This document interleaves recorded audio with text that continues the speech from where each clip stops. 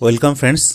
2016 সালের প্যানেলভুক্ত যে সমস্ত যোগ্য টিচাররা ডিসেম্বরে তাদের পূর্বে চাকরিতে ফিরে গেছেন তাদের স্যালারি আইও এসএমএস পোর্টালে আর করা যাবে না। আবার স্যালারি জিরো করেও সাবমিট করা যাবে না। এমত অবস্থায় স্কুলে স্যালারি করতে হলে কি করণীয়, আজ সেই বিষয় নিয়েই ভিডিও। চলুন শুরু করা যাক।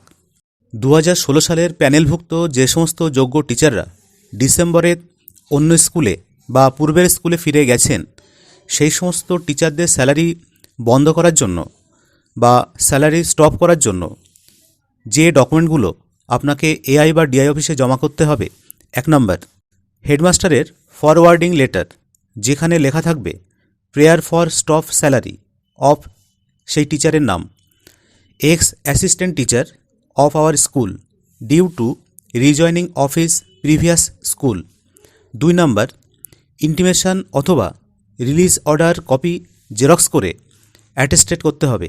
এছাড়া রিজয়নিং করার জন্য MC resolution copy, approval copy অর্থাৎ ক্যান্ডিডেটের স্কুলের যে কপিটা সেই কপিটা দিতে হবে।